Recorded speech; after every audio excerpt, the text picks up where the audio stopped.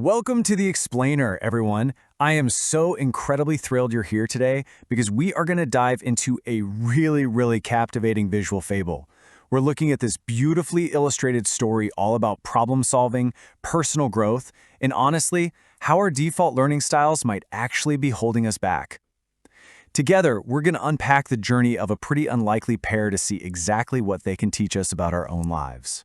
So think about this for just a second. What actually happens when the jungle's fiercest predator meets a problem it absolutely cannot punch?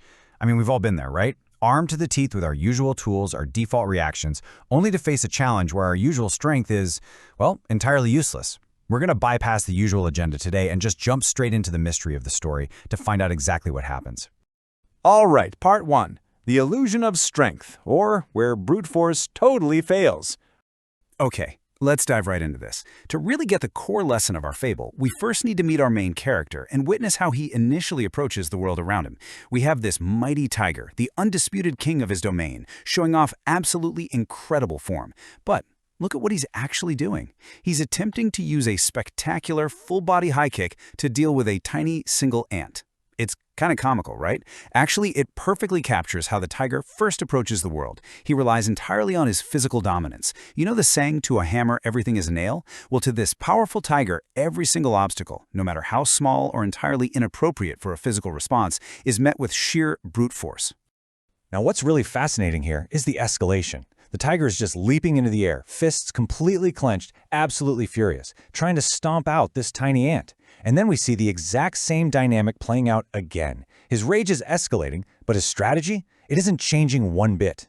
This perfectly illustrates the utter futility of using excessive force for small, complex problems. The tiger is just exhausting himself. His rigid reliance on aggression isn't actually solving the problem, it's literally just making him angrier. He refuses to adapt, and that stubbornness, well, it's about to cost him. Moving on to part 2, trapped by frustration in a very deep hole. You know, when you absolutely refuse to adapt, the ground has a funny way of literally falling out from beneath you. And our story takes a pretty serious turn right about here, as the tiger's rigid, aggressive learning style leads him straight into a pitfall. The stark contrast is wild.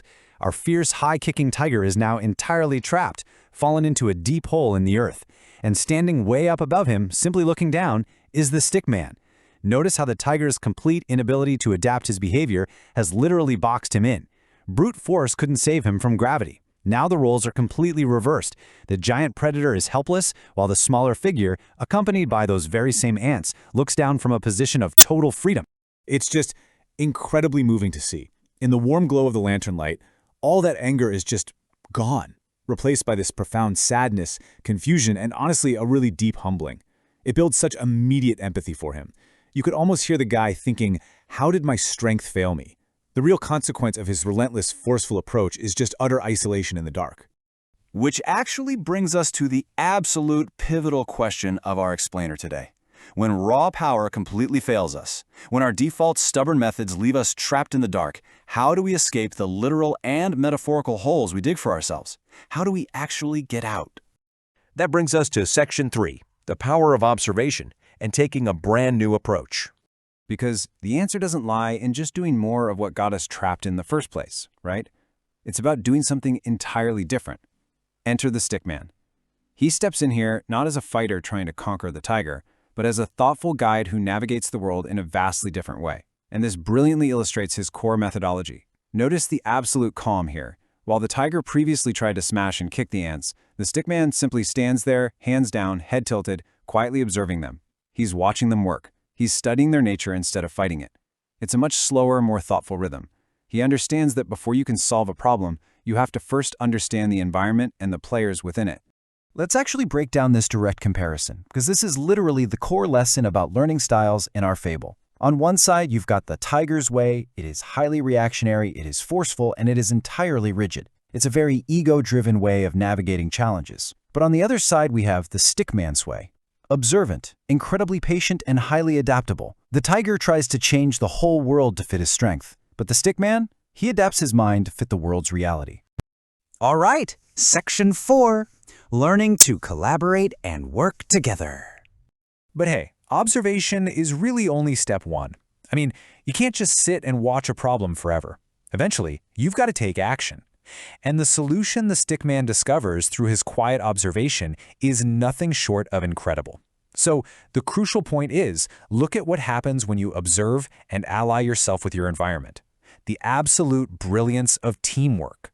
The Stickman didn't have to build a machine or deadlift the heavy tiger himself.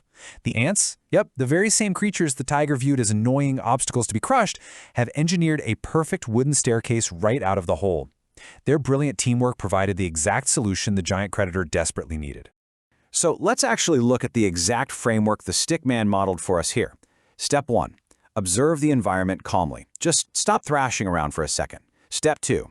Learn from the teamwork of others. Notice what is already working in the ecosystem around you.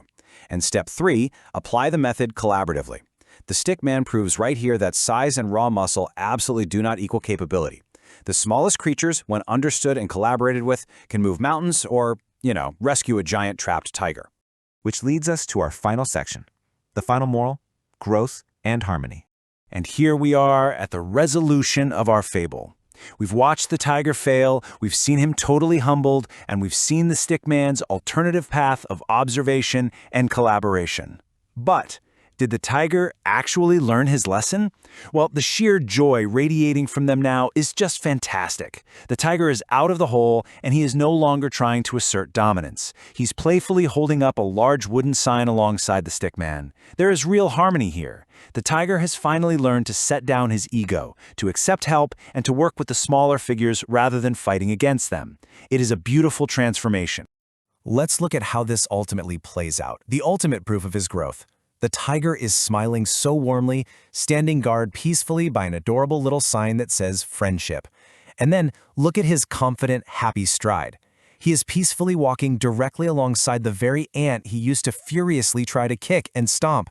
He isn't threatened by the ant anymore. He respects it.